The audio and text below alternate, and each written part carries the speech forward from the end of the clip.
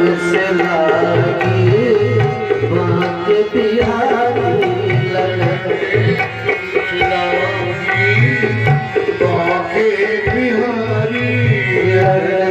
तुमसे लागी बात बिहारी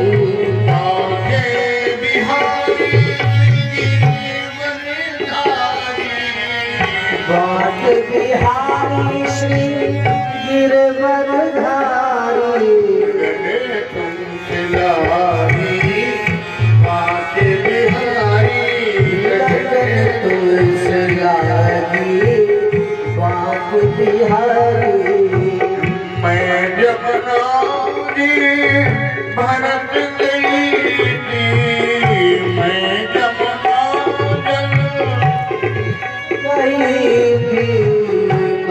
जमुना जल भरन गई थी जमुना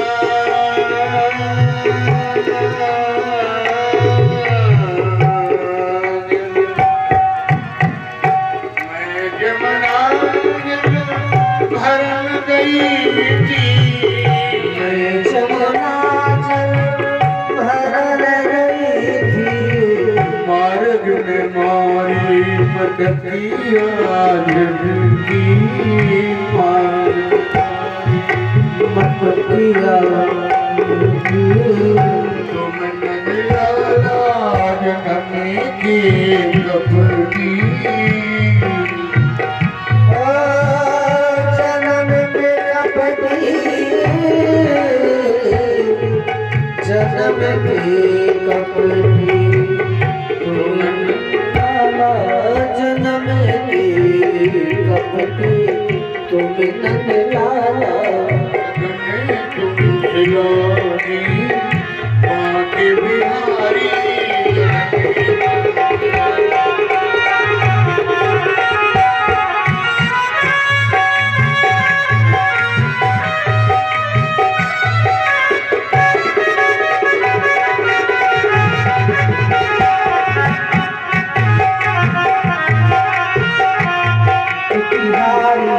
लगन तुमसे लागी बात बिहारी बोलिए गोविंद भगवान की।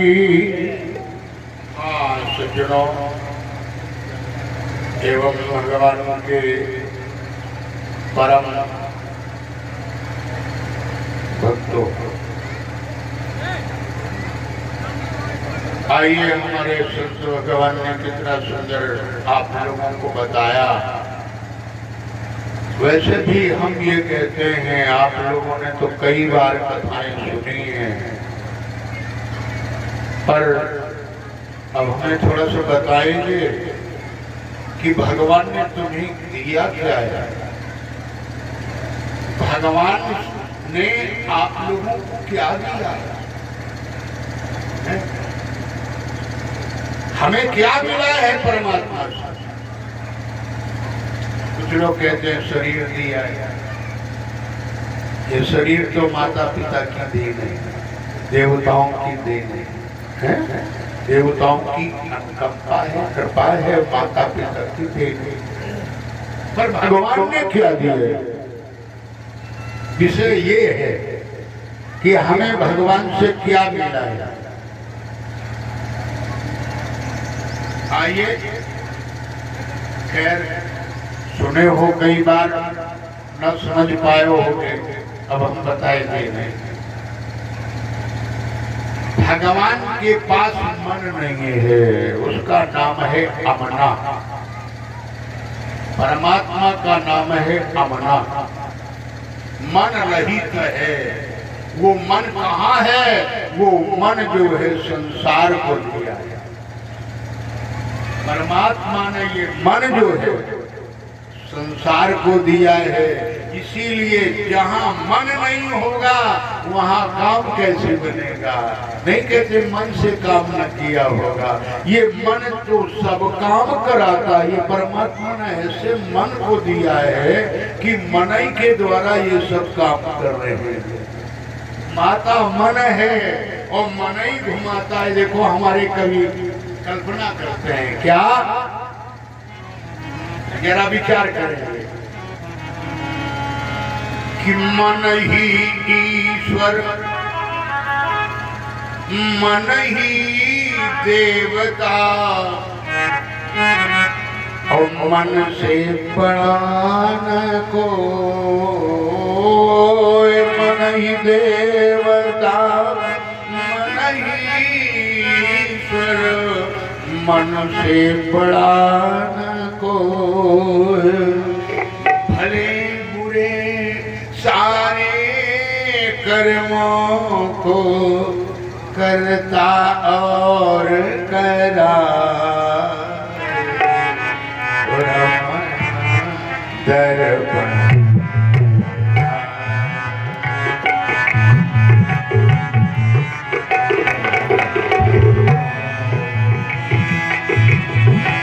भले बुरे सारे कर्मों को देखे और दिखावा।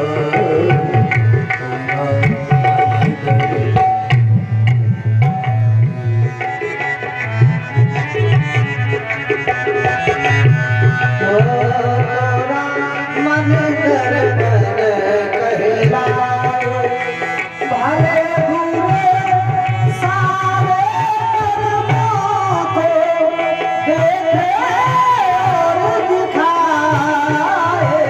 तोरा मन दर्पण कहलाए, तोरा मन दर्पण कहलाए। मन उजियारा जब जब भय, जब उजियारा हो, उस उजला पर भूल न जाने पाए।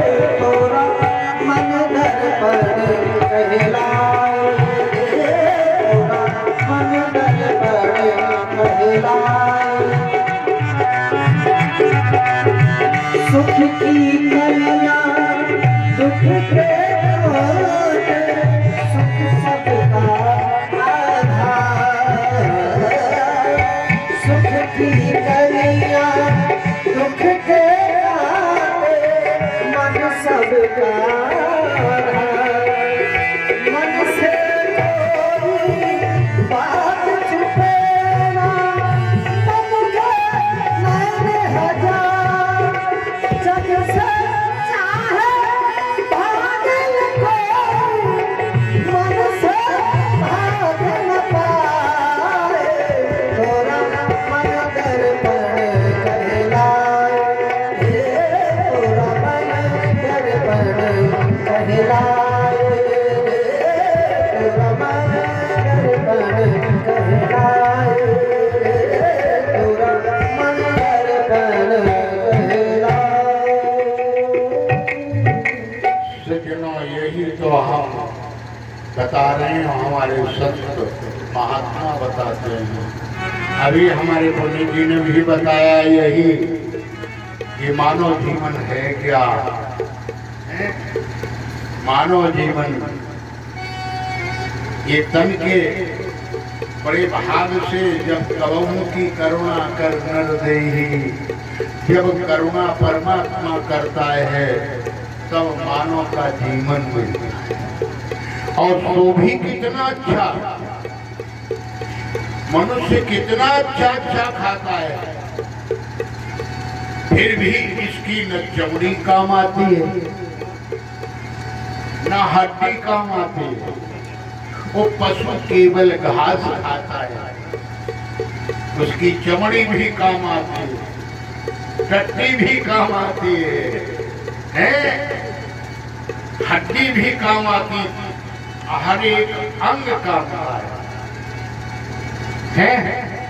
इसीलिए तो कहते हैं फिर भी मानव को प्रधानता दे दिया गया है, फिर भी मानव।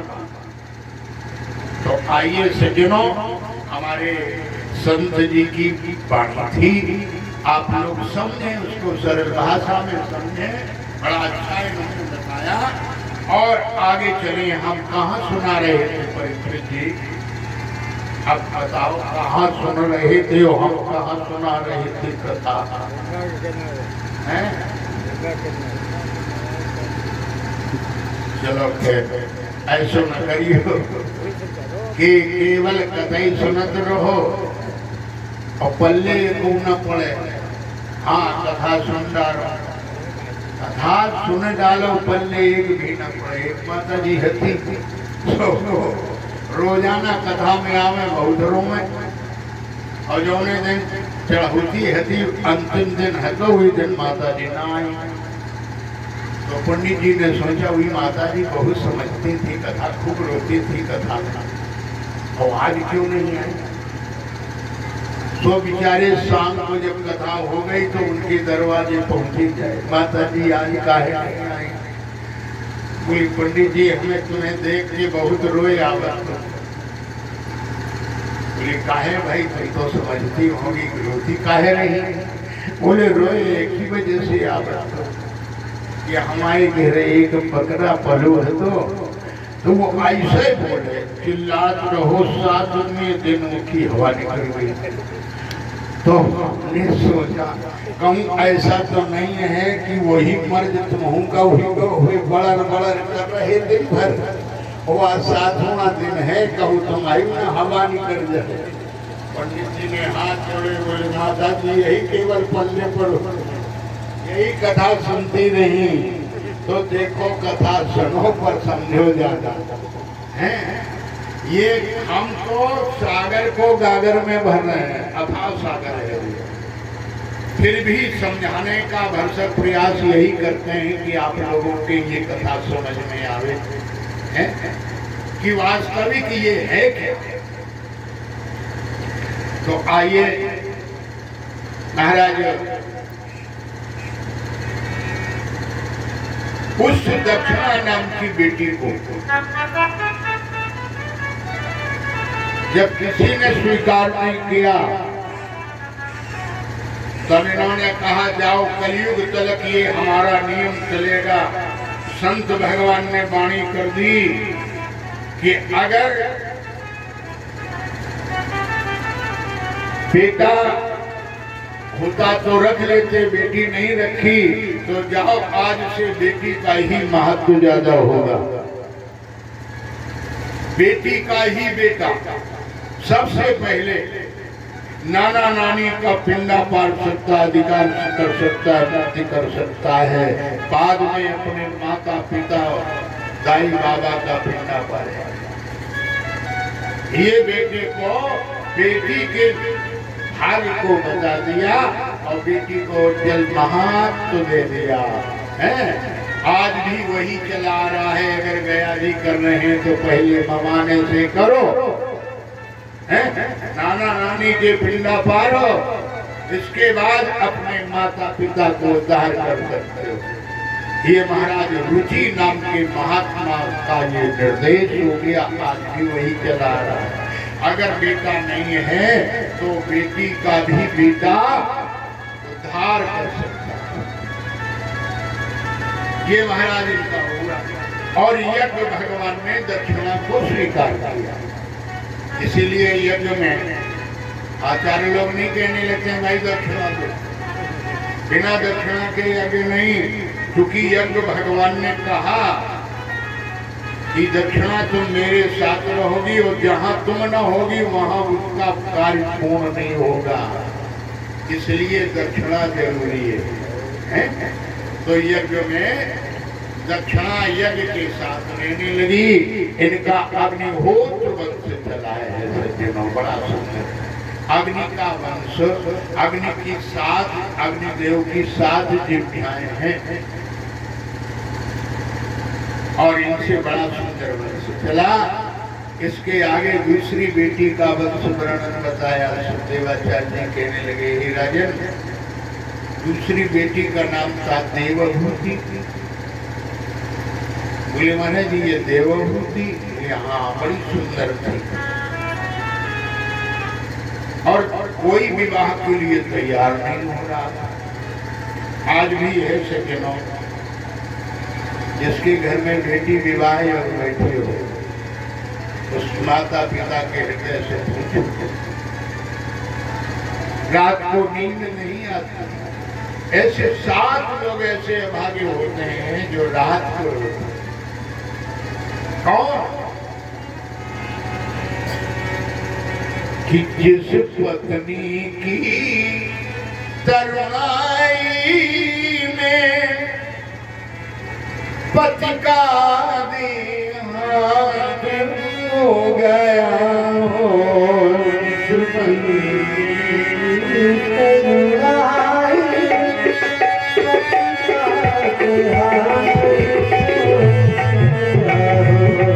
अथवा दिखलाता बेटा गोदी को सूनी कर गया हो,